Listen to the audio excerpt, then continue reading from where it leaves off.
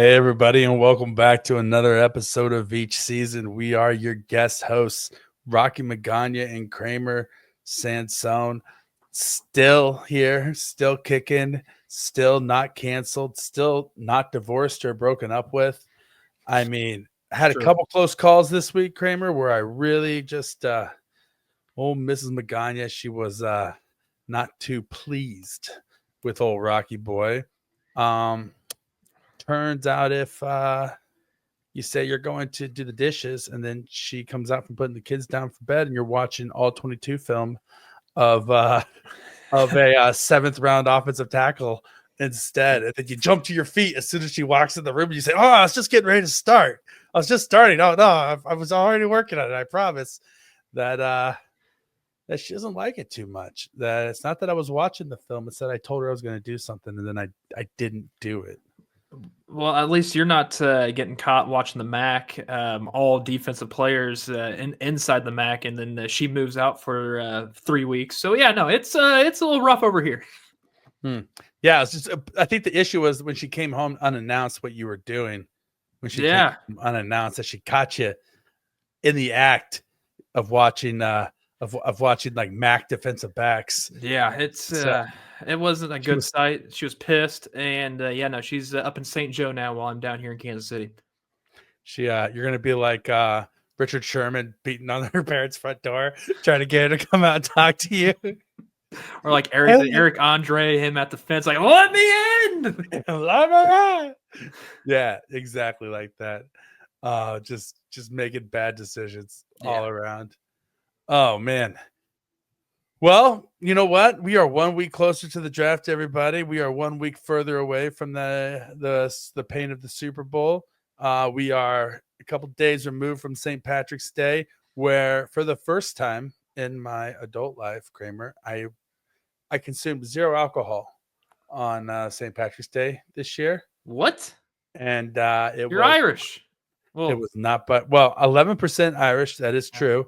And then like 60% other British Isles-ish stuff, even though I was raised Mexican. Science is ruining people's identities left and right. You need to stop. We need to stop with science. We need to get rid of science, get rid of DNA, and stop reading books. Is it Magaña like Italian as well? No, it's Spanish. Spanish Italian. It's Spanish. It's Magaña has an Ñ over it, which is Spanish. And there's actually a town in Spain named Magaña, and there's a castle Magaña. All right, so you need to go dive deeper into your last name. Well, I've done a deep dive, and the story is balls to the wall, cuckoo bananas of my family. So you want to hear it? It's crazy. So once upon a time, ages ago, back in the fucking dark ages when shit was depressing and people died at age 25, and believed in things like dragons, there was a dragon in Spain that was killing people and eating babies and goats and all that sort of stuff and just ravaging and burning the countryside. Yeah, sure. And there was a knight whose last name was Magaña. He slayed this dragon and killed it and saved the people of this small town from the terrors of a dragon. And as a reward, he was already knighted, but as a reward, he was given a plot of land and a village named after him, named Magaña, and a castle named Magaña. And he was admitted into the Spanish court, right? And as like an honored person, in the Spanish court. And then this guy died like 5 years later because everybody did. They had the Black Plague. And it's syphilis. We're like, bring out your dead. Ding. Bring out your dead. Ding. So he was one of the dead that they brought out. Damn. And anyway, so then his kids, though, like, you know what it's like when you're a Nepo baby and you're raised with, thinking you're hot shit and everything's given to you. So these kids are basically medieval Nepo babies. And one of them, one of the sons, thinks he's like the coolest dude in the world and Mr. Sex Appeal. Meanwhile, probably looks like this asshole right here. opinion of his attractiveness was grossly overstated. And he found some inbred woman who happened to be the wife of a duke who was, lonely and probably ignored the affair with her. And then the duke found out, right? The Duke of Spain. And he found out and he was pissed and he was like, I'm going to kill this Nepo baby. And the king was like, oh, you can't just kill this family or this Nepo baby. But I know you want to kill them because they're assholes. That's an asshole thing to do. Instead of killing him, let's exile them to New Spain, aka Mexico, and send them to Mexico. The whole family. Let's take away their lands, their titles, kick them the F out of the Spanish court. Jeez. Ship their asses to Mexico. So my ancestors get shipped to Mexico. Conquistadors, right? The bad guys, right? Of Mexico, of Mexican history. And so they're conquistadors in Mexico. And then while they're there, they're just drinking, boozing, just being overall shitty people. And then, but they still are like conquistadors and kind of rich and wealthy and still have some status, right? Uh-huh. Yeah, but the governor of Mexico hates their asses because they're assholes, right? And so he says, and so he's just looking for a reason to to like cut ties with them and to bring down the hammer. And anyway, one of my ancestors gets the bright idea of, what a good hustle would be for us to a good money making grift would be if we went to all the natives, like all the native indigenous tribes, and we stole all their cattle, all the native Mexican people's cattle, stole it from them. They had no cattle. And then we turned around and we sold them their exact same cattle back to them at like 150% markup of what the cattle's worth. And so they stole the cattle, sold it back to the natives at a huge markup, made a shit ton of money. But then the governor was like, listen, you Magaña been fucking thorn in my side literally since the day you arrived on these shores. The king hates your guts. He saved your life because you can't keep your penis out of a duke's wife for 2 GD seconds. I'm with you guys. At that point, the king was like, screw you guys too. Like, I'm not saving your asses anymore. So my ancestors got hung for being cattle thieves and stealing natives' cattle and selling it back to them. And they were the first ever Spaniards executed in Spain, in Mexico, for crimes against the natives. So wait, you found all this out by just swabbing your cheek and sending it off to some location to get it tested? No, I had already done that research before I swabbed my cheek. Oh, okay. So I did. I spent like 3 months doing like a deep like internet dive. Like, listen, I didn't listen, my first venture into the dark web wasn't for nefarious purposes. I was just trying to figure out about my family. Like, I went there for knowledge. I stayed for the crime. Yeah, oh yeah. You also got about 15 viruses on it. And yeah, you're good. Yeah. I mean, I literally have like Russian spies listening to this podcast as we speak because of all the malware from right, makes sense. From my Tor browser. By the way, like and subscribe to all you Russians. Yeah, hey Vladimir and Nabokov, how about you like and subscribe? And Ivan Drago was a jackass who had it coming. So anyway, great. Veach season, baby. Yeah, Veach season, baby. Just sitting here giving the world the old Crocky J right off the top. So anyway, that brings us to our favorite time of the podcast, which is what's hot with Krame Dog. So, Rocky, incredible weekend this past week. While you weren't partaking in your history of drinking on St. Patrick's Day, I did that for you. Not St. Patrick's Day, but on Snake Saturday. But before that, wrestling was incredible here in Kansas City. Fountain City Pro had their show.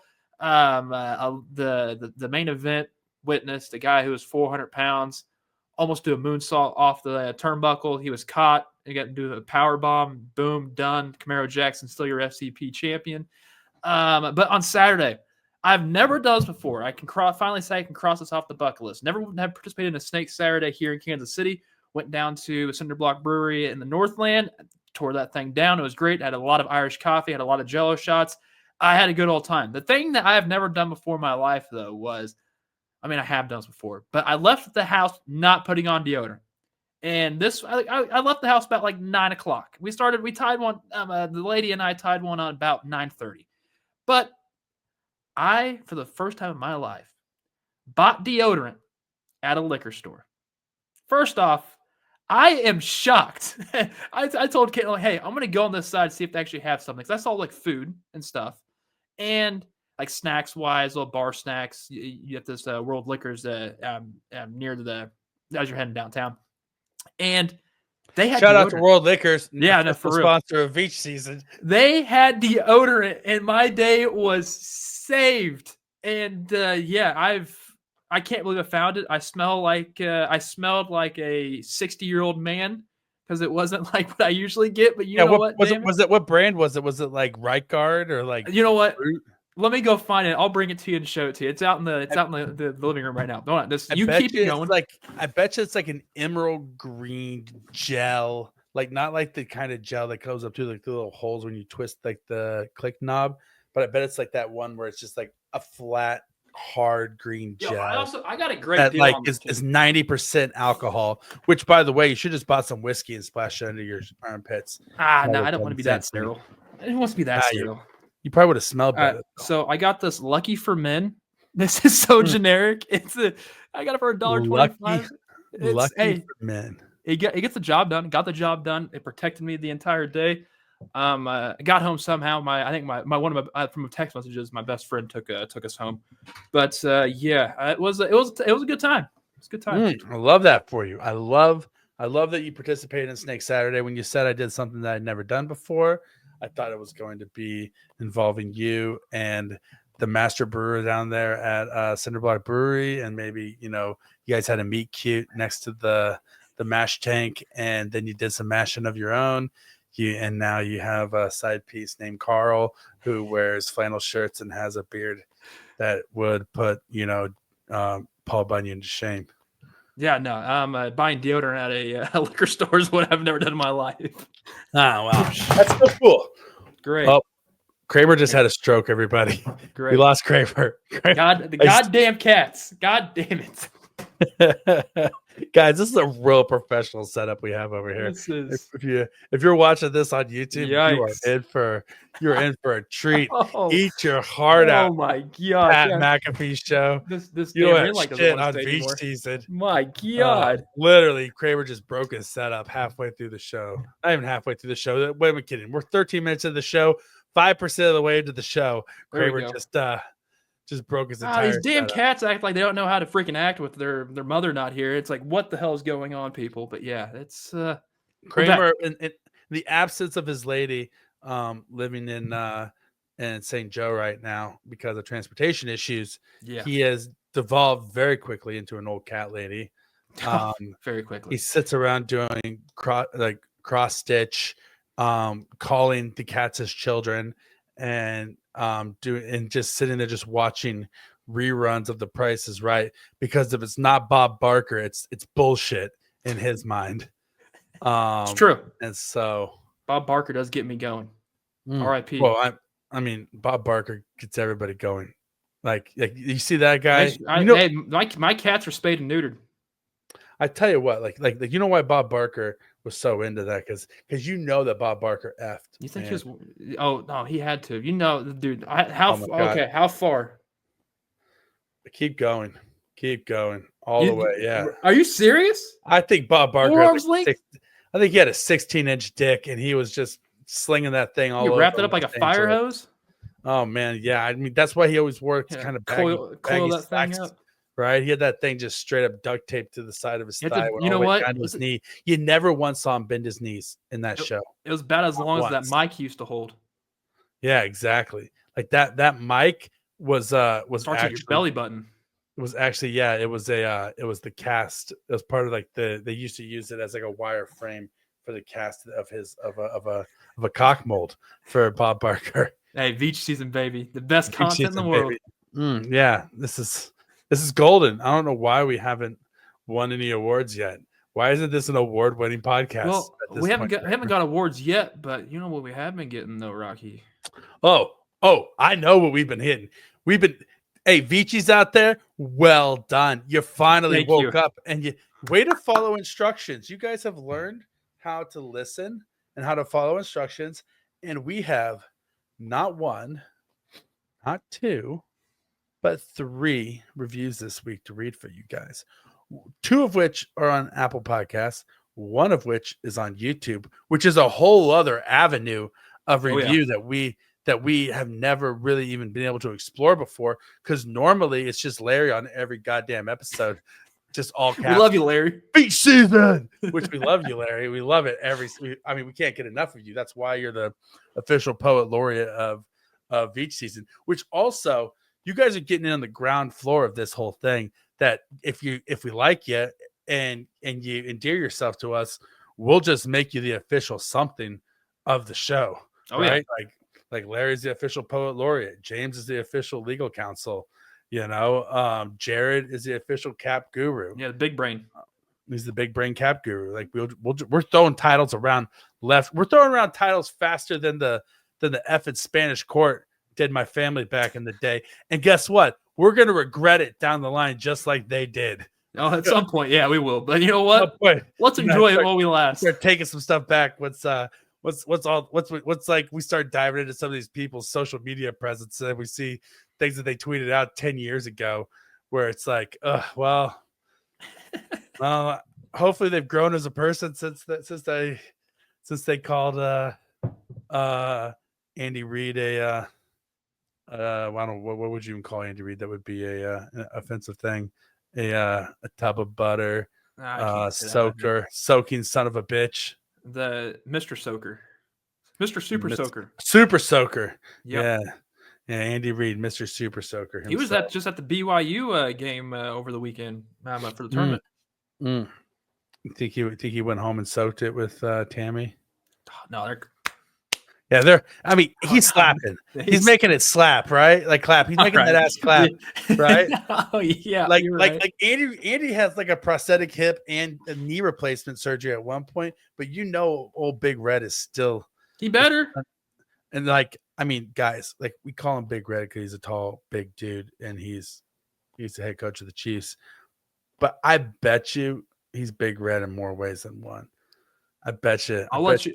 We'll let you paint that picture. Like this vision it right now, people. As you're listening, he's just sliding that hot link just right on in there, just over and over and over again. While eating that Five Guys cheeseburger, because why not? Has a Five Guy cheeseburger in his hand, extra onions, right? Just taking a bite while he's. That's the life, dude. I wish I could do that. My gosh. Yeah. While he's full on like Bob Barker deep. All right, let's get to these reviews. All right. So first review is from 53 Christie 68. That's a nice sounding Christie. We appreciate you.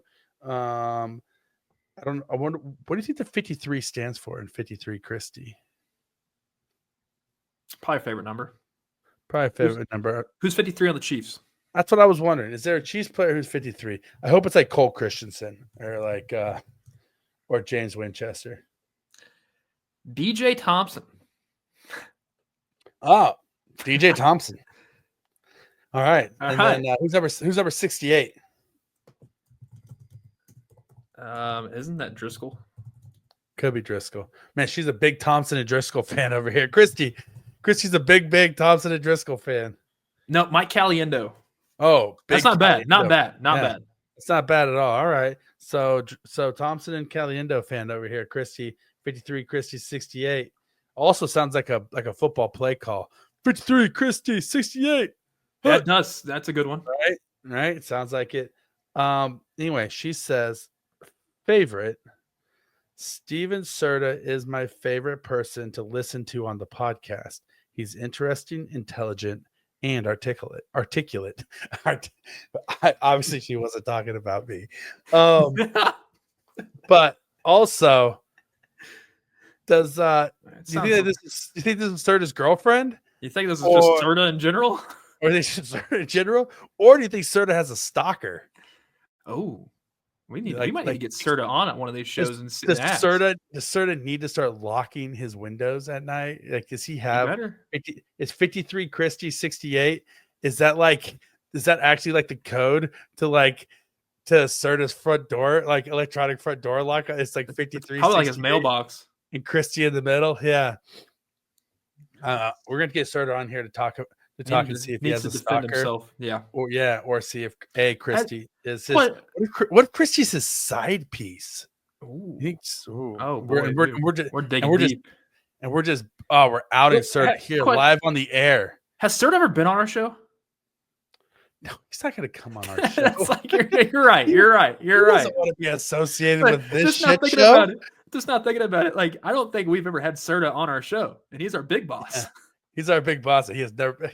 We need to get Serta on our show. Now that I mentioned it, all right. We got to hit him up and try to like we're over here saying, oh, we want to get Halle Berry, Brett Veach, we haven't got Nick Wright to be on the show. Like, we can't even get our own boss to come on this program. All right, I'll read the one that's on YouTube for us. How about that? All right, go for it. This is from Enterprise NCC-1701. Rocky, the king of necessary pillow talk. Cringy, with the emoji that looks like this. That's also the face that I make post coitus or mid coitus. That's that's the unfortunate face that my wife has to look up into whenever we are having fancy time. And so when you're on the bottom. Yeah, well, yeah. I mean, obviously, I'm on the bottom. She's in control. She's the boss. That's true. I just do what I'm told. That's fair. You know, fair. which is good because can you imagine? Like she's already doing the work. Okay, all right. Let's flip it over. Let's go. I mean, we don't need to visualize it. We don't. No, we already talked about Big Red and Bomb Barker, Rocky. We're already getting canceled tonight. So if I'm gonna go out, I'm going out. I'm Beach going out season, my baby. way. Hey, Frank Sinatra, baby. I'm doing it my way. But she's already doing the world of service by sleeping with this hideous mess. So the least I can do is make sure she doesn't have to stare down and look at me. Like, she can at least look straight ahead and not have to see me if she doesn't want to. We need to put before the show happens. We need that warning. The things you're about to hear doesn't represent Foolish Club Media or Steven Serta alone. Warning: Steven Serta will never be associated with this program or actually be on it. You know, we use these jokers to fill airtime, and we do not. They do not represent the values or the views of. Yeah, we're 1000% the fluff for Show and BK and Brian B. Shine. We're definitely we are. We're just we're the fluff first. We just get in there. We get the people's ears wet. We get them all lubed up. Get a little excited. We get their sports hunger half chubbed and ready for the actual performance. And so, but that being said, listen, there's some dirty assholes out there who are into what we do. Like that, what they say. There's something. If there it's a fetish out there, it's on the internet. If you can think of it, it's on the internet because it's somebody's thing. And we are somebody's thing. As disgusting and ridiculous as it is, you know what? We appreciate you. Oh, we appreciate you so much. My life is meaningless without you. Guys, this is all I got. like literally, like when we get canceled, it's just we'll find it. We'll find a new home. We'll figure that out. Yeah, we'll figure it out. We'll be dude, it's been almost one full year. Yeah, we're almost at our 1 year anniversary of Foolish Club. We have to get Serta on the next episode. Then let's just make that. Yeah, we do to celebrate our 1 year anniversary of me and you, baby. So our third 5-star review, it's from Jordan Westfall, and Jordan's last name is spelled Westpfahl. Why does that matter? Because people can look at it when they go to our reviews, but what is the P silent? So is the P silent since it's PF, right? Like Westfall. No, you're getting the out of it because it's PH. It's PF. Oh, PF. Yeah, like Brandon Fott. That starts with Yeah, he's a that's pitcher what for I'm the Arizona saying. Diamondbacks. But is the The P fuck? considered silent though because the F is already giving Oh, you it the has to fuck? be. Is that French? I don't. Jordan, are you French? Maybe kind of cool. You are Jordan. Jordan. I'm what the French call les incompetents, You're which is from something. Home Alone. Which, by the way, I was at the park with my kids, and my wife this past weekend, and we were playing on the playground, and right in front of like all these other kids, my son goes, "Dad, we're gonna play Home Alone, and you're the wet bandits." Oh boy. And so you have to go through all my booby traps. And so we had to reenact every single one of the booby traps from the original Home Alone, and then also Home Alone 2, Lost in New York, and including me like slipping off the stairs, falling backwards in the full on committed to the performance in public in front of everybody. And my son and some of the other kids at the playground got a kick out of it. I have also felt like a complete jackass just fake falling in front of all these other people. But you know what? You were having a good time, weren't you? It's on the best time of my life. That's all that matters. It's all that matters. That's in life. That's all that matters. And anyway, so as I was saying, Jordan Westfall, he said, favorite cheese pod out there. Find myself saying Veach season, baby, throughout the day. Every show is 5 stars on here, but give Rocky and Kramer 5.5. Let's go. Look at Jordan giving us the extra half a Appreciate star. Look at that, giving us that extra little bit. Just really giving it to us deep. And Jordan, we love you. Thank you so much for your kind words. And we are really privileged and honored that you rock with us and that you would leave us that comment. And we super appreciate you. You are a great human being, Jordan Westfall. You deserve all the stars tonight. Yeah, you deserve everything. That you should anywhere you go, people should buy you a drink and applaud you and say, "Here is a great man or a great woman," because there are females named Jordan also. So Jordan, if you're a male or a female or however you identify, I don't give a shit. I think you're a great person. Amen. And people should applaud you everywhere you go. Anyway, so we're very proud of you guys, though. Thank you very much for the reviews. But next we have a very important moment that we've come to in this show, Kramer. It's something we've been looking forward to, that we teased a little bit. The poet laureate of Veach season, Larry Quinn, did compose and craft a Taylor Swift cover of Shake It Off. Yep. That I attempted to sing live on the air and failed at miserably. So then you, in your bravery and your heroicism, gosh, for the Veachies out there and for the people of Cheese Kingdom, took it upon yourself to do your own rendition and record it and put it to music so that we can put it on the show right now and listen to it live, debuted here live on Veach season before I upload it to Spotify and YouTube and everywhere else you get your media. And then before I start calling in every single morning to the morning show at your radio station and requesting it to be played as a song. And anytime there's a telethon, like a NPR or radio telethon, I'm gonna say I'll donate $20 if you play Kramer's version of Shake It Off on live on the air. This is horrendous, but I did it for you all, you Veachies. I did it for you. It's Veach season. It's bad it's terrible in the best way possible. I do apologize, Larry. I had to take out some words because we had to condense it a little bit. But you know what? I think I turned this out pretty good. It's so bad in the best way possible. That is like at the company karaoke night when you're forced to get up on stage and sing in front of everybody and you don't know the words to the song. I didn't realize how bad it sounded until I played it again. Oh, it's so horrendous. So great. Great. Yeah. Your voice of an angel. I just I love the like that was it was.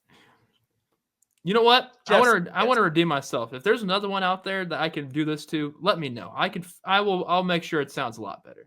Hey, guys, just start sending them in the most impossible things ever to sing.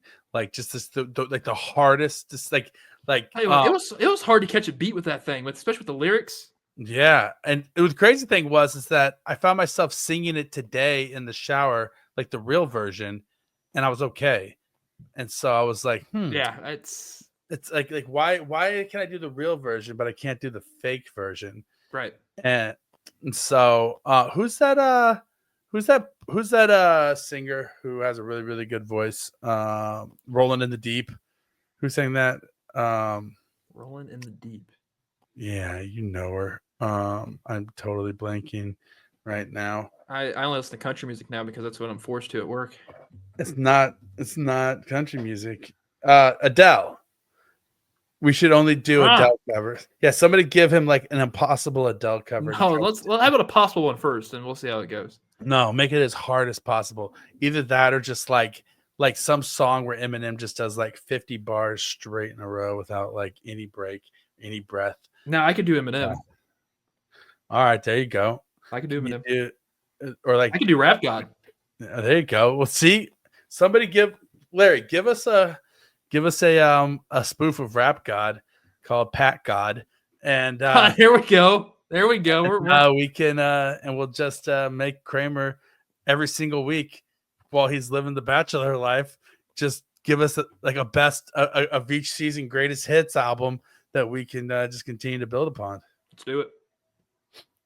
All right, that was probably the highlight of the season. We should just stop the episode right now. We don't need to talk about any Chiefs today. Just drop the mic and sign off. I mean, can if you want. That's up to you, though. But I kind of want to talk a little bit about the, some things that have happened in the NFL. Just a little bit of it, though. Not a lot of it. All right. A little bit. We'll push through, but just no, guys, it's all downhill from here.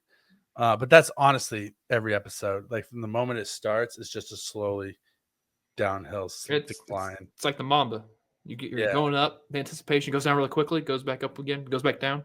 By the way, the Mamba's green now. If you didn't know. Really, I didn't know. Yeah, they painted it. I tell you what, the times they are changing. I think they also closed the Timberwolf down. That's sad. I mean, it's a. I can't fit 35. in it, so. It's a 35-year-old wooden roller coaster. I'd say it's more than 30. That thing has it's rotten some places. You already know it's already rotten. I remember the year it came out because like a week after it opened, I went and rode it for the first time. But I was like little. I was so little that How little were you? Oh, I was so little that I literally had to like spike up my hair so that I like made it tall enough to like ride on the ride. Nice. And then when I was a little kid and I was in it with my mom, and I was so small that like back then they just had a lap belt, right? Like on it, I don't know if they still do. But that's the last time I remember it was just a lap belt, yeah. And so the lap belt wouldn't tighten because I was too small. And on that first turn, it threw me straight down into the floor of the roller coaster car, and I was on the floor of the car. Holy and like holding on, and like my head, I could like see out the side, and I was like watching it like from like holding on like from the floor of the roller coaster cart, looking out of it. I thought I was gonna die. Like my mom was like holding on to me like down in the bottom of the roller coaster. You would have been, yeah, it wouldn't have been good. It wouldn't have been good at all. No, but I survived, and I still love roller coasters to this day, baby. And I rode the Timberwolf multiple times after that. But I told that story to my little brother when we were kids, and to this day he won't ride roller coasters because I almost died on a roller coaster, not because he almost died on a roller coaster. I'm a thrill seeker, so you know what? Screw it. I love I love roller coasters to this day. Me and my son. Like Legoland's not too far away from us, and Legoland's great because you can pretty much ride any ride on it. And they're pretty super fun. And there's this dragon roller coaster at Legoland that's pretty legit for a 4-year-old, and me and him ride it every single time, and it's awesome. And so, I fit in the Timberwolf. My knees, joints, I'm too tall for it. It's not comfortable, so I refuse to get on it.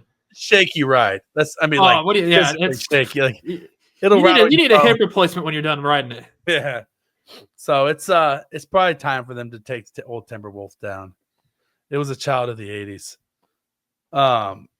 Anyway, speaking of somebody who has time to take them down, and not a child of the 80s, but farewell Mecole Hardman. He has left the Chiefs once again, gone on to greener pastures. But my question, the Green Bay pastures. That was a nice one, good one. Thanks.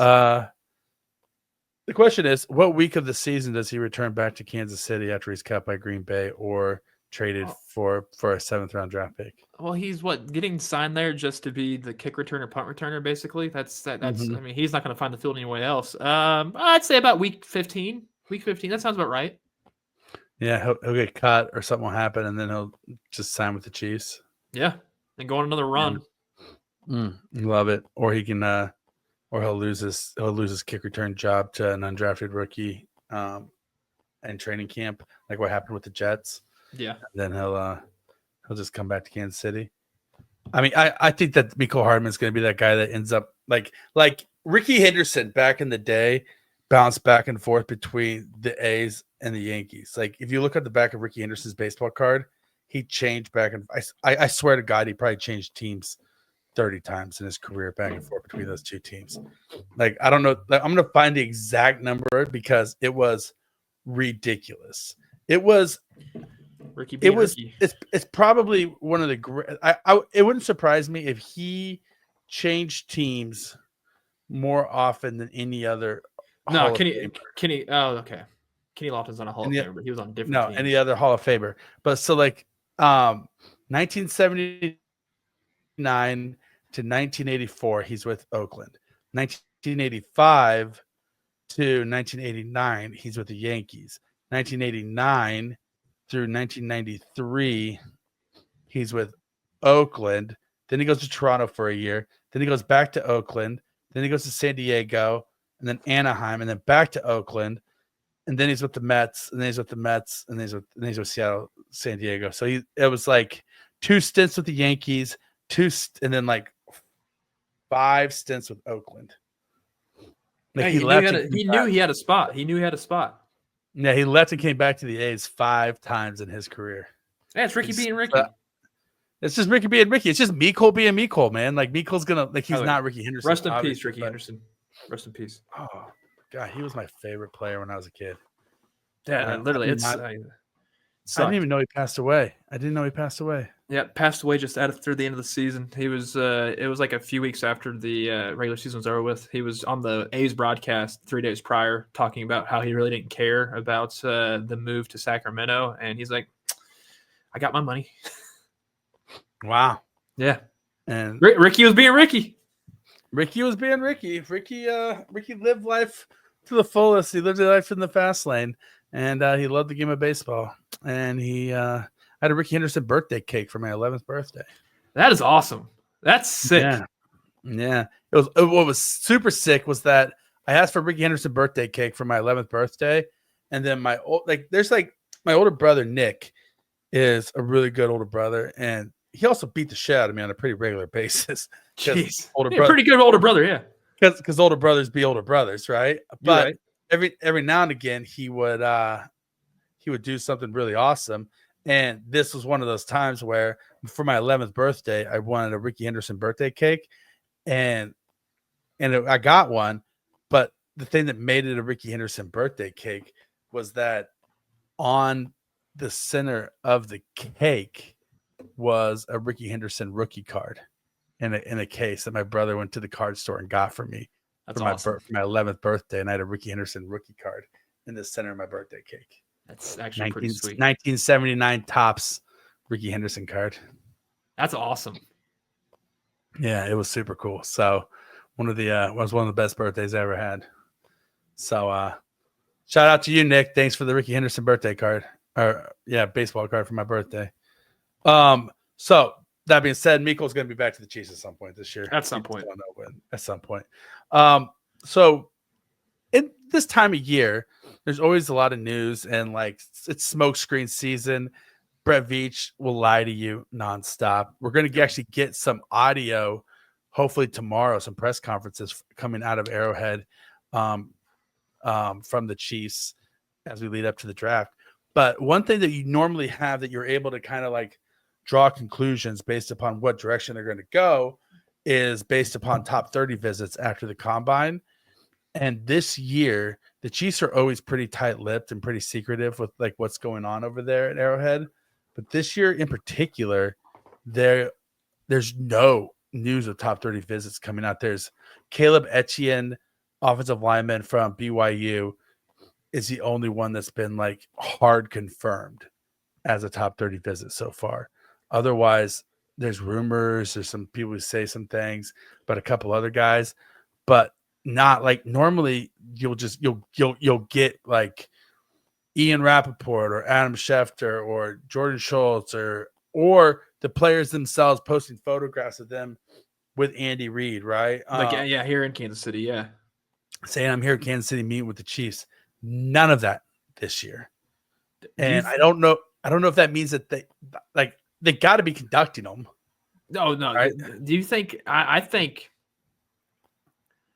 they might honestly have told them, "Hey, do not disclose anything," because this might be the close, tight knit time for the Chiefs because they're clearly are being hunted. They're wounded right now, and they don't want to show their cards fully.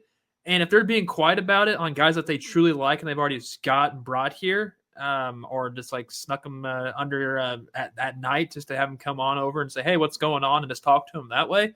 But I think it's smart. I think it's smart that if they have done some research or bringing people in on top 30 visits, them not saying anything is perfect. I think it plays in their hand. Well, the thing that makes this different than previous years is if you think about it, because they don't have to announce that they're having anybody there, right? No, they're allowed to have 30 visits. Yeah, they don't have to announce them to anybody. The thing about it is, 2 years ago, before they drafted Rashee Rice, right? They sent out all these like images of Pat's offseason workouts, and in those ones they had Quentin Jefferson, Zay Jones, all these other like wide receivers that were in the draft 2 years ago, and all over social media there was pictures of Patrick Mahomes working out and throwing passes to those guys. What you didn't know is Rashee Rice was there as well. He wasn't in any of the photographs.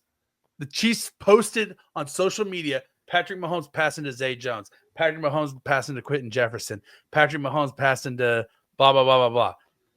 Nothing about him passing to Rashee Rice. Last year, Patrick Mahomes, Pat does the same thing again, has his offseason workout down in Dallas. Patrick Mahomes is passing has all these rookies down there. He's passing to all of them.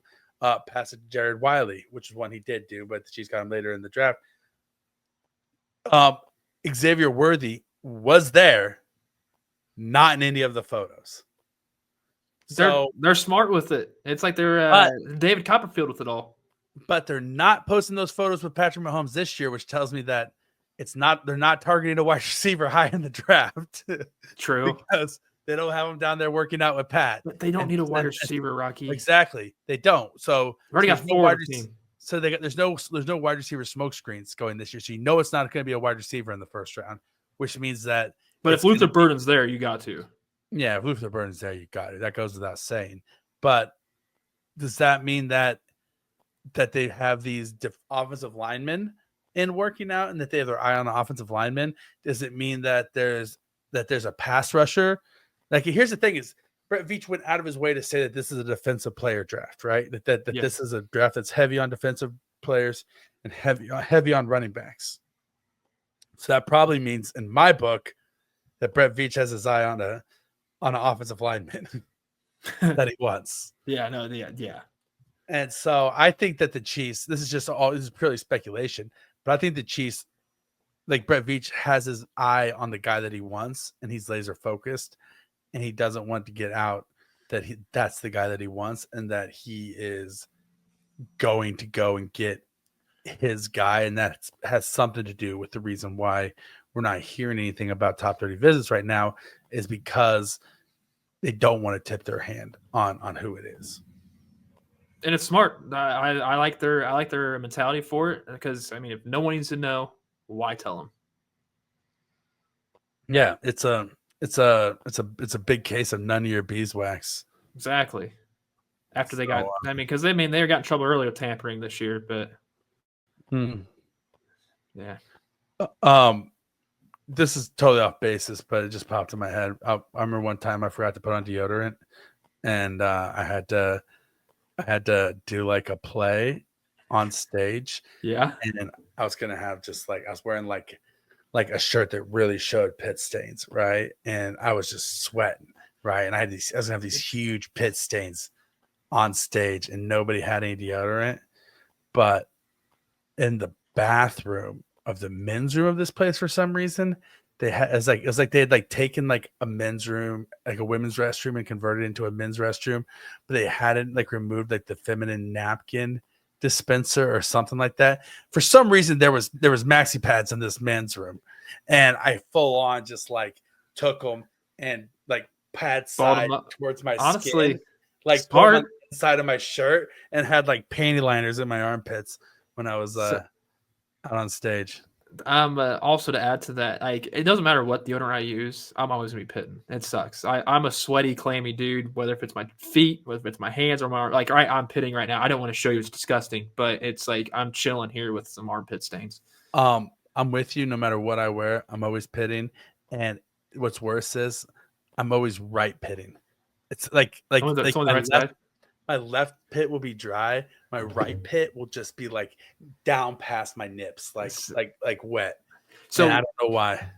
Just because like I think the reason why I do pit a lot is because wrestled, trained it. I enjoyed the fact I was shaving armpits. Ever since when I grow out my armpit hair, that's when I start pitting the most. It's weird. So I got to shave my armpits again.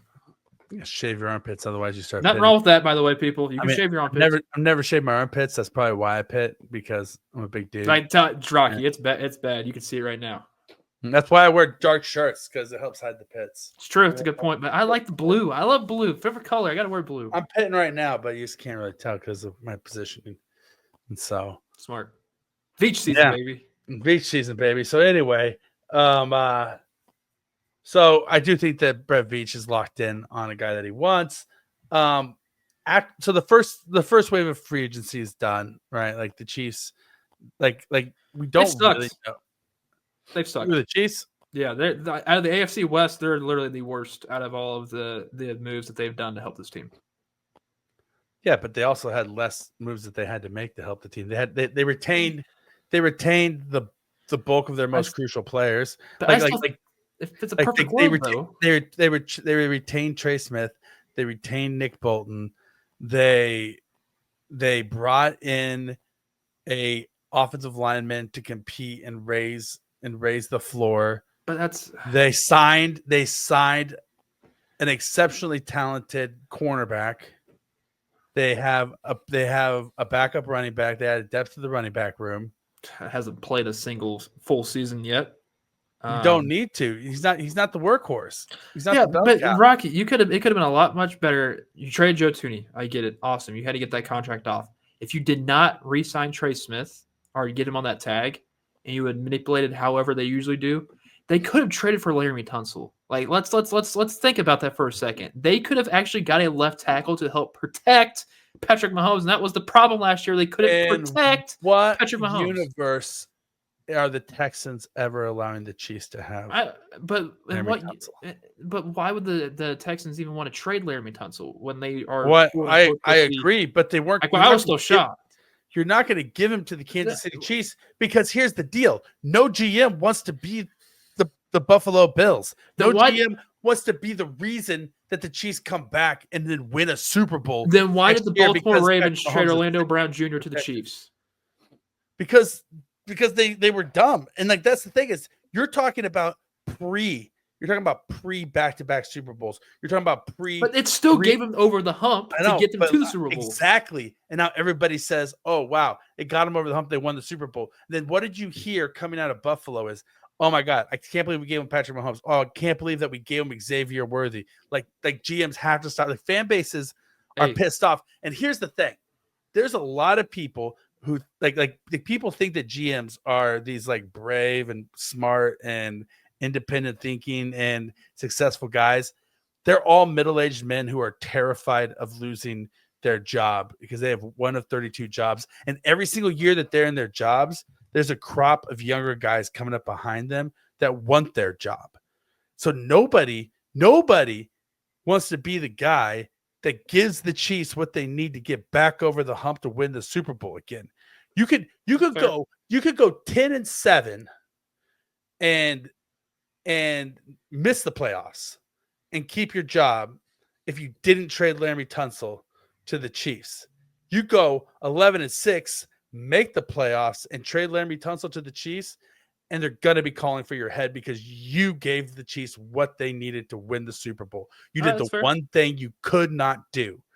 And so it's not worth it to these GMs because guess what? They got wives, they got kids. They don't want to have to enroll their kids and go looking for another daycare in their third city in 6 years or whatever. You know what I mean, right? I mean, the NFL stands for not for long anyways. I know, but their wives don't want to move again. And they're terrified because also if you fail as a GM, you're not getting another crack at it.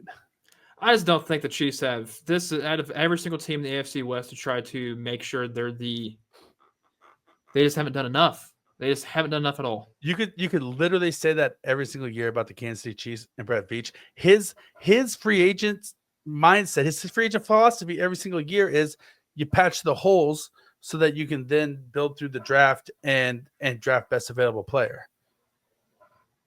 Well, I mean, you could tell how he thinks of this wide receiver room if he brought back Juju. I mean, I think that Juju outsnapped DeAndre Hopkins in the playoffs. Yeah.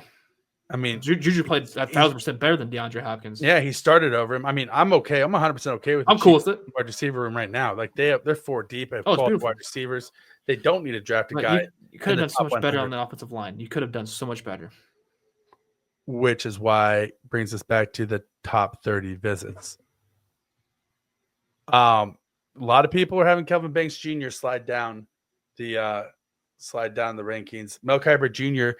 just had Kelvin Banks Jr. mocked to the Chiefs this week because with Armand Membu rising up in people's minds and him being a stud, he's an absolute stud. He deserves to be up there. But if he's going to go up, another offensive lineman has to go down, right? Because for offensive lineman teams, that's just the way that it works. And so if Kelvin Banks Jr. is there, if Josh Carnerly Jr. is there, I think the Chiefs make that move, even though they are sub 34-inch arms. Jalen Moore has sub 34-inch arms, so Mitch Schwartz had sub 34-inch arms. The argument's always been that like Andy Reid is okay with sub 34-inch arms if the player is proven that they can play at an NFL level, right? Like you don't want to take an unknown and then expect them to be the exception. Right. But if somebody proves that they're the exception, then you're like, okay, I'm okay with making the exception for the exception. But with so many of the top offensive linemen in this draft having shorter arms, are the Chiefs prepared to shift the scale, to shift the goal line on that down to 33.5-inch arms and make a move for a guy like a Kelvin Banks Jr. or which I would totally be okay with. This is a stacked draft with pass rushers, with defensive linemen, tackles, edges, 100 deep. Like you go through the first 100 picks, it's just pass rusher. You saw obviously the Eagles had a great offensive line, but you saw what a great pass rush does to a team in the Super Bowl. I would legitimately, and I say this hand to God, I don't think the Chiefs will do this. I don't think the Chiefs should do this, but I would be okay if the Chiefs selected a pass rusher with every single pick in this draft. Just pick a pass rusher with every single pick, every single one, because you're not going to hit on every single one. But guess what? You're 3 deep at pass rusher, and you just cycle those guys in and out, and you pin your ears back and you come after them. That's crazy. Play after play after play, and then you patch the boat with Jalen Moore, and you say, okay, Patrick, listen, I'm getting you the ball back, because guess what? They're not going to be able to run the clock out. They're not going to be able to come from behind. They're not going to be able to move the chains, because we literally have an entire pack of horny, rabid pit bulls coming after the quarterback every single play, and they're rattled. And listen, I'm for it. I might as well make it a. I mean, that's like your Minutemen. Just go out there and you take the brunt of the shield and get it going. Listen, everybody else is zigging, you zag. That might be a lot of pass rushers. You got that's out with the entire defensive line. How about that? Not just the pass rushers. Well, I agree. No, that's what I'm saying. But just take all defensive linemen in general. You can take a Howard Cross, a Riley Mills, a Thor Griffith, like these guys who aren't necessarily pass rushers, but are run defense guys. Like, I'm okay with that. Like, don't get me wrong, but also give me a TJ Sanders, a Walter Nolan, a Landon Jackson, Jack Sawyer, a Jack Sawyer. He Pierce actually might be in Jr. the second round. He might be there in the second round. He's been, and like, listen, if Jack Sawyer's there at pick 63 or even pick 55, like, I'm moving up to get him or Landon Jackson. Those are my second round pass rushers. Those are my dudes that I think are projecting out just to be complete studs in the NFL and who would pair awesome with George Karlaftis and Chris Jones. By the way, before we move on, congratulations, Derek Nottie, getting that contract for the Jets. Yep. Naughty by nature, moving on to New York. Thank you for your service. We do appreciate the Super Bowls you brought to Kansas City. So but massive. with Derek Naughty moving on, with Mike Pennell Jr. being 77 years old and still a stud, but 77 years old. You can clog the middle. You can climb the middle, but you're probably not going to sign him until 3 weeks into the season, and he's not going to play until the playoffs, right? Like, he's not like he's not a 17-game guy. He's on a snap count. So the answer the Chiefs had was to bring in Jerry Tillery and sign him this week. And to say it's underwhelming, it would be an understatement. Tillery looks like a T-Mobile assistant manager. And he's a chief. He's a chief now, so I don't want to talk ill of him, but he is not an exciting guy to add. Oh no, I'll talk ill on him. He is not. I didn't think he was the culture guy that the Chiefs were looking for. If I'm being honest, this guy will go. I would say business on for himself. I've seen it happen when he was in the Las Vegas Raiders. So I was head scratching with this move, but they needed a guy. It's only a 1-year deal, and they needed a body. They got a body. They need. Well, that's the thing is they lost Derek Nottie, they lost Pennell. They needed to patch the hole in the boat so that they could go into the draft not having to reach. That being said, I think that this first wave of free agency tells us two things.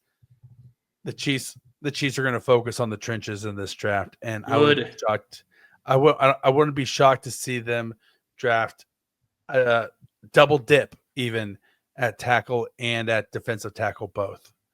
And then also maybe take an edge rusher. They're going to at least take one offensive tackle, one edge rusher, and I would say one or two defensive tackles in this draft, and then maybe a running back. They need to take running back. They have to take running back. They have to. That would be my. Take a running back. That would be my prediction, Brett. Is that you're going? That's the reason why we haven't seen any of these top 30 visits. Is that it's going to be an offensive lineman, defensive tackle, edge rusher, in that order. So here we go. Here's what I'm going to predict. I'm going to say 31 is going to be an offensive tackle. 63. Sorry. It's either going to be an offensive tackle. It could be a defensive tackle. If they get an offensive tackle at 31, that guy's going to be terrible. I'm going to say it. I hope I'm proved wrong. If it's Josh Conley Jr. or Kelvin Banks Jr., then no. If it's Kelvin, yeah, you're right. But I don't think they're making it that far down, man. I just all right. Then fine. In the first round, the Chiefs will make a move up. Then I'm gonna predict the first. I'm just gonna predict the first 4 picks. Okay. I'm gonna say first round they make a move for an offensive tackle.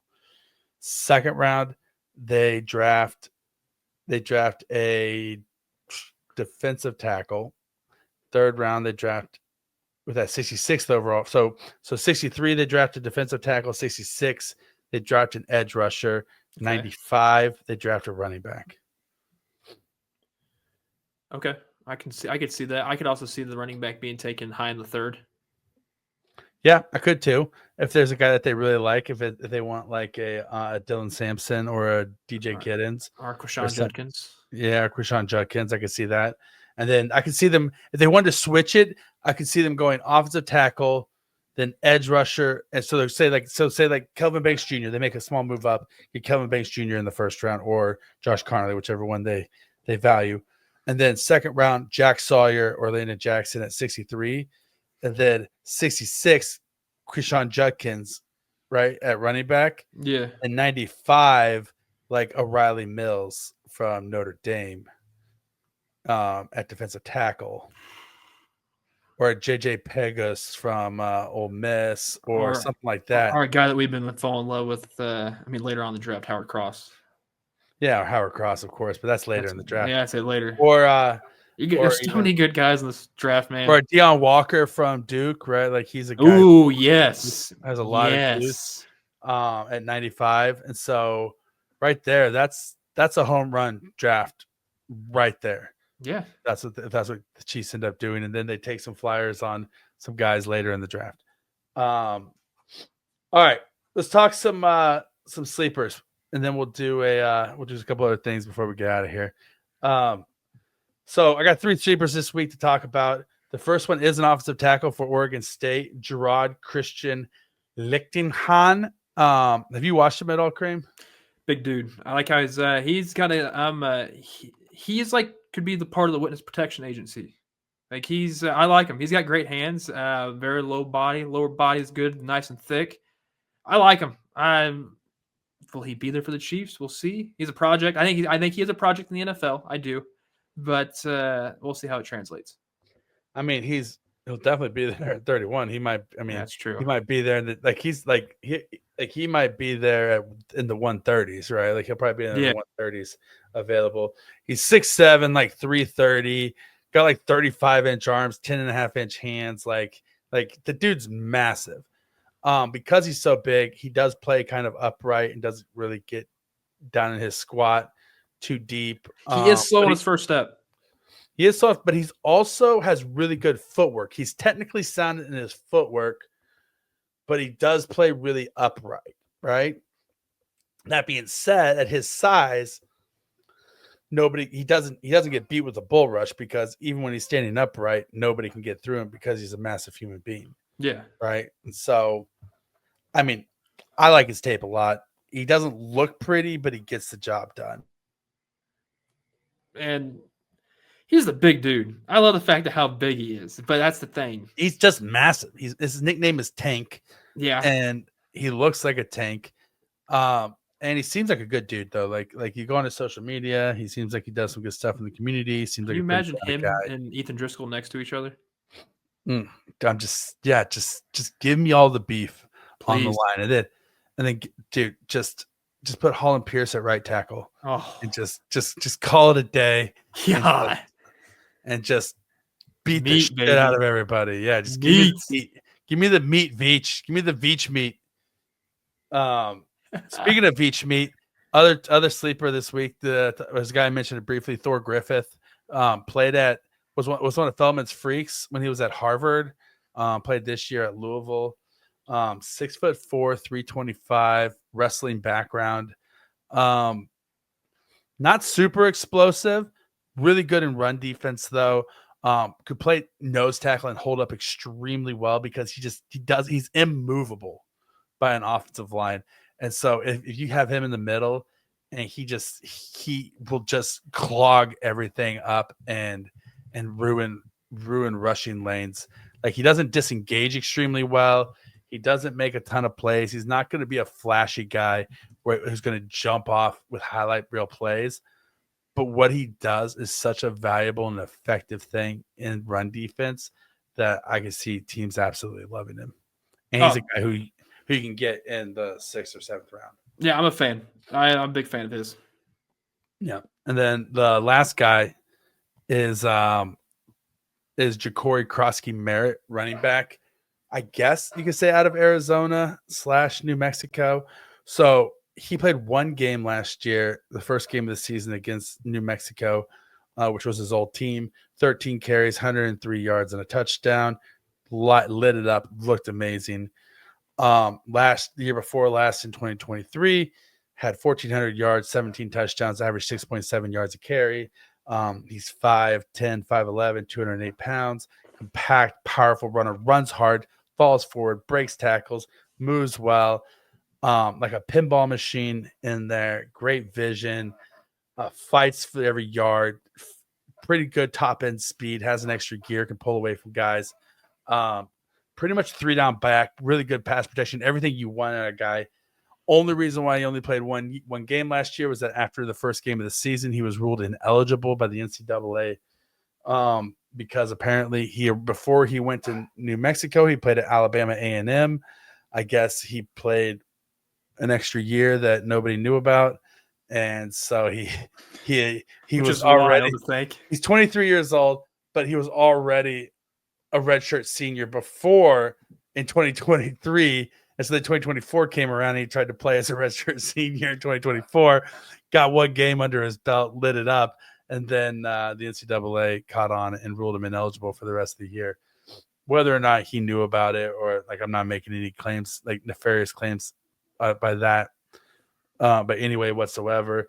No other off-field issues that I'm aware of. There may, if there are, then I haven't heard about them. But purely from a running back and a player perspective, there's just so much to like about this guy, and he's such an explosive, and just like almost reminds me of like a baby Nick Chubb when I watch him, and I would just love to see him in a Chiefs uniform. He's like a spark plug.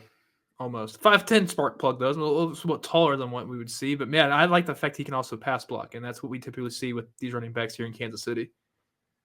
Yeah. So who's one guy in this draft, not necessarily a sleeper, just across the board, just as a player in this draft that you would, if you're Brett Veach, you're beating your fist, or you're a scout for Brett Veach, you're in his office right now, beating your fist on the table, trying to convince him that this is our guy. Is he a draft? Is he a sleeper, or is it a guy that I think that you should just take as soon as you get to? Just your guy that you're like, it hasn't, not a sleeper, just like you're we have to walk out of this draft with this guy no matter what. Walter Nolan, I think you have to get that dude. He, I think, is one of the most NFL ready defensive tackles.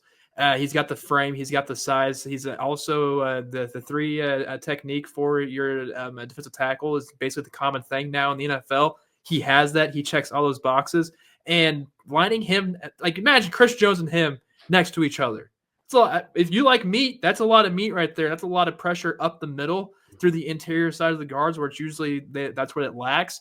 And they usually double up Chris Jones. Why don't you get Walter Nolan there to also help alleviate Chris Jones on one side, and boom, you have to go one-on-one with either one.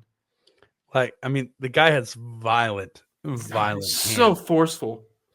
His hands are so heavy. He plays with such a great motor. He plays with such intensity. He's just turned 21. He's still so He's a baby. Young. He's a baby. He's only going to get better. He's going to get stronger even. Like talent-wise, he's a home run pick. There are some rumblings that he might be a dickhead. But that has not stopped the Kansas City Chiefs from bringing somebody in that's a dickhead. Yeah, and you know what I mean? Listen, no one's perfect.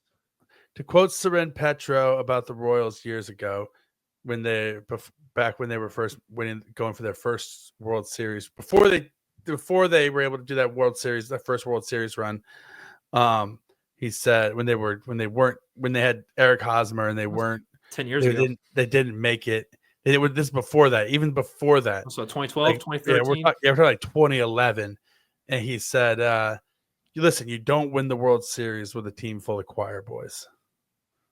And that's always stuck with me because it's true. You need some dogs. You need some dogs. You need some nasty guys. You need some guys who are going to get in there and be gritty and do what it takes. And so I'm down with that. My guy is Kenneth Grant, also a guy in the trenches. Ooh, go blue. Michigan boy. Go blue. I mean, just like 6'4", 340, moves so well. He is very elusive. Motor, very just very agile for his size, and like you would like to see him maybe make a few more plays, but he's still getting better. And his floor is an elite run defender. If he gets a little bit more pass rush, then he's an all-pro, perennial all-pro, one of the best players in the league. And so I think that if you have an opportunity to take Kenneth Grant, you probably should. You have to. He is everything that you need and more. All right. Last thing we'll do before we get out of here, Krame, is we have the first wave of Chiefs free agency out of the way. We've talked a bit about prospects. Let's put it into effect. Let's do a quick Chiefs mock draft. Chiefs only. Okay.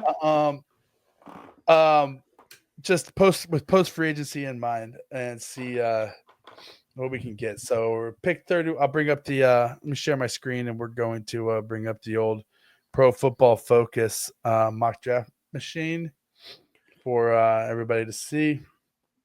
And we'll crank out a mock draft real quick before we get out of here. Alrighty. All right. Let's enter the Sweet. draft. Do we want to propose a trade before the draft starts? Where do you think the Chiefs could trade up to if they were to trade up? I think they could get to 18.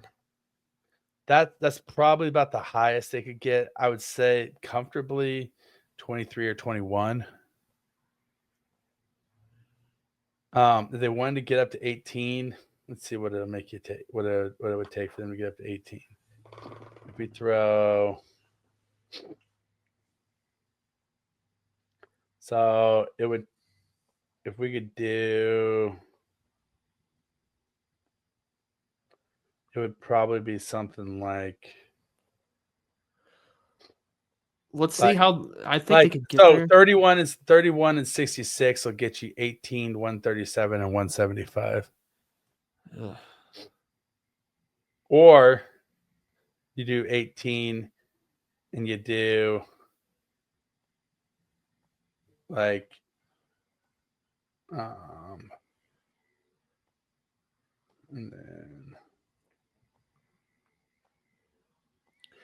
if you 18 and 137 for 31, 95, and 2026 round 3. Ugh.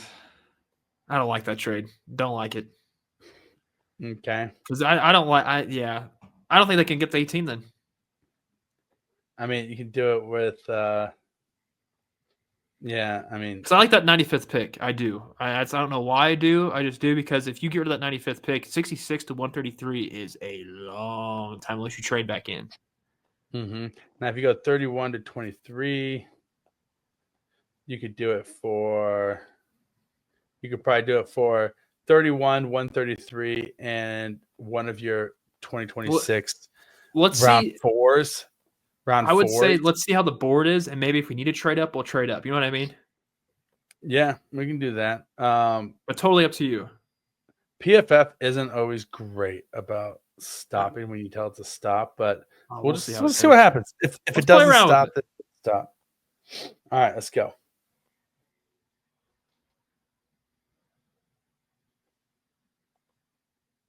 All right, let's see. We're moving. All right, Armand Mimbo's gone. Will Campbell's gone. Tyler Warren's gone. Mikael Williams is gone. Mike Green is gone. Troy McMillan's gone. Jihad Campbell's gone. Jalen Walker. I'll pause it here. Yeah, pause. We'll pause it here. 18 on the clock. If you want Calvin Banks Jr. or because Mimbu's gone, right? Mimbu is gone. Yeah, so who was the first pick of the draft? Hold on, go back up there. Mike Green. No, sorry. Oh no. Okay. I thought it said Mike Green at first. No, Cam Ward was. Cam Ward, Travis Hunter, Abdul Carter, Ashton Genty, Mason Graham, Armand Mimbu, Will Campbell, Tyler Warren, Mikael Williams, Mike Green, Shamar Stewart. That's high for Shamar Stewart. Tatoria McMillan, Jihad Campbell, Donovan Azaraku, Jalen Walker, Jade Barron, Nick Emanwari. Honestly, I don't think the Seahawks are going to take a tackle in this spot. Or they so could that's what I'm saying too. Guard. Yeah, honestly, the next people that are going to take a tackle are possibly Pittsburgh at 21. But you have to jump them. Or trade with them. I don't think they're going to trade with them. I don't think they're going to trade with the Chiefs. I don't think Tom's going to do that. Well, then you'd have to. Could you trade with the Buccaneers? Could the Buccaneers? That's what I'm saying. That's what I'm saying. Like Denver's not going to. The Bucs could at 19 possibly trade with you. The question is what you're going to have to give up, right? Yeah. Like you're going to have to. You could do 31 and 66 for 19, 121 and 157. That's actually not that bad. No, not bad at all. You want to try it? Let's see what happens. All right. Not accepted. Yeah, it is. Sometimes you just right. gotta say, "You sure? You You sure? should keep You calling him sure?" back. Yeah, All keep right, calling him so the back. Chiefs Bugging moved to him. 19. You better hope the All right. Seahawks don't get Kelvin Banks at 18. Yeah, if that happens, then you just take a pass rusher. Yep, it's true. Because we're All up right. there. We got a good pick of the litter. All right, there Kenneth went Kenneth Grant. Grant. All right, so now James Pierce Jr. is out there. Kelvin Banks Jr. is available. I think I Josh think you do Kelvin Simmons. Banks. I think so too. Like that's We why both you moved agree. up to get him. Yep, that's why you moved up to get him. So Chiefs take Kelvin Banks Jr. at 19. I love that pick. All right. Now we wait. We'll go ahead and speed up the draft a little bit here because we're not going to do any more trades. And wait until we get back on the clock here. Honestly, by this looking at the people who come off quickly, there's a lot of people still left. Oh my goodness. Yeah. All right. So now pick 63. We got Cam Scattaboo available, Xavier Restrepo, Darian Porter, Dylan Sampson, Kyle Kennard, Jordan Birch, Chris Paul Jr., RJ Harvey, Elijah Roberts, Jalen Noel. Now Jack Sawyer and Jared Ivey are both off the board as edge rushers. Joshua Stewart still isn't bad either. No, Joshua Stewart is not bad. Kyle Kennard, though, is just a freaking tank. Yeah, he is a freaking tank. I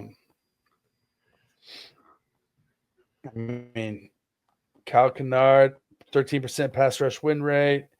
Not going to give you much as a run stopper, but did have 10 sacks last year. Got good size, 6'5", 254. He's nice and long. Darian Porter, if you want to go for a defensive back, he's pretty much the guy. Look at this passer rating. He gave up a 4.7 passer rating last year. Yeah, 4.7. Also that's in the Big 12 as well. Iowa State does pump out some. The state of Iowa in general pumps out pretty good defensive backs. So 6'4", 200. He did meet with the 6'4". Chiefs at the combine. Take him. 6'4" corner. You can't pass up. You can't pass up a 6'4" corner. No, not with movement skills like that. So we're taking Darian Porter in the second round. Good pick. Gosh, I love this draft so far. This is actually not a bad draft. No, not at all. We need to do something in the trenches here, though, on the defensive side of the ball at 95. Got to. All right. Deion Walker, Kentucky, available. Quadarius Robinson. Crazy thing about Quadarius Robinson is 24% pass rush win rate, a 90 pass rush grade, an 89 true pass rush grade, but he only played and he was never a starter. He only had 3 sacks, but when he played, he tore it up. And he's kind of lean, but 6'5", 241, got really long arms. I mean, he'd be rotational in Kansas City anyways. Yeah. So I guess do you want an edge rusher or do you want to go like an interior guy like Deion Walker? Or do you want to go I'm not a big Vernon Broughton guy in general. No, I'm not either. So what's your call? What do you think the Chiefs should do here? Well, I don't like any of these guys that are right here in on the line whatsoever. Yeah, no, this is like kind of like if you're gonna pick one guy, I mean the kid out of Alabama wouldn't be a bad spot for it. But we're at 95. What kind of running backs do we have? That's true. Let's see what we got on the board here. Jaden Blue, Damian Martinez, Rashard Smith, Ja'Cory Krosky-Merritt. It's a little rich for any of those guys. It's annoying because look at where Devin Neal was taken. 2 picks before this Chiefs pick here. Yeah. It's super annoying. That's If you go up, rough. I bet you there's a huge run on running backs. DJ Gins is taking a 91. Yeah, there's a lot of good guys taken right before the Chiefs pick here. You know, Um, Tez Johnson. That's not a wide receiver. You're not getting a wide receiver in this. No, and he ran so slow at the combine. He's got great hands. That's the only thing. I would almost say maybe Deion Walker here, Okay, I'm with it. just because he's got juice and he's big in the middle. All right, let's go with Deion Walker. All right, let's see here. Pick 121 coming up as part of our trade. Let's see what we got here. We still got 6 picks left in this draft, so Nice. not Gosh, bad. bro, Brunton's dropped. Man, you got Noah Williams, you got Jaden Blue there now. Maybe it's a little bit more palatable at that point. You know, Ahmad Hassian is a interesting pick here. There's a pass guy I rusher. saw that I love. All right, well, who you I'm got? not sure. I'm not sure how high you're on Jack Heiser, but man, I love Jack Heiser. If you love Jack Kaiser, then let's get you Jack Kaiser. Okay, give me Jack Heiser. You want Jack Kaiser? You can have Jack Kaiser. Yes, let's take Jack Kaiser at 121. For you, baby, the world. I'll give you. I'll give you Jack. That dude, he gets to the ball. Like he reminds me of Nick Bolton. Yeah, he does. He's a good player. I like him a lot. So right now, if we're gonna take a running back, pickings are getting a little slimmer. Jarquez Hunter, Ja'Cory Krosky Merritt. He's there. He's there. Do it if you like it. I like it. Brashard Smith just isn't as electric as you would expect a former wide receiver to be. He doesn't move as well as you would expect him to move. I'm going to say Ja'Cory Krosky Merritt. Yep, I'm going to take him. Good pick. Good pick. I'm liking this draft. I really am.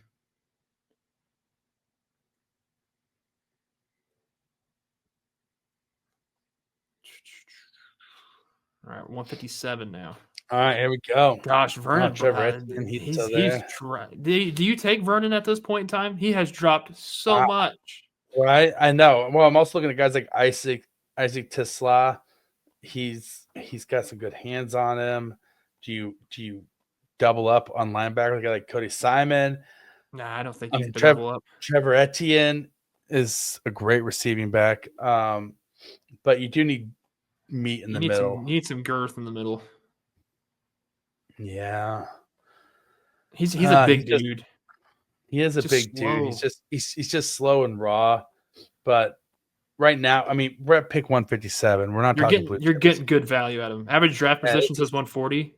Yeah, I'm gonna say. Well, and his rank is 76. I'm gonna say, which doesn't mean anything, by the way, but it's true. I'm gonna say let's go ahead and take him.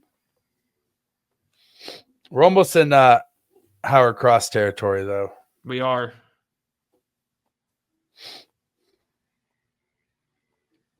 I'm hoping his name doesn't pop up. There's Emory Jones Jr. He's gone. There went John Williams. Love me some John Williams. Ollie Gordon's off the board. Jay Higgins, that's a good linebacker. There's still some guys out there.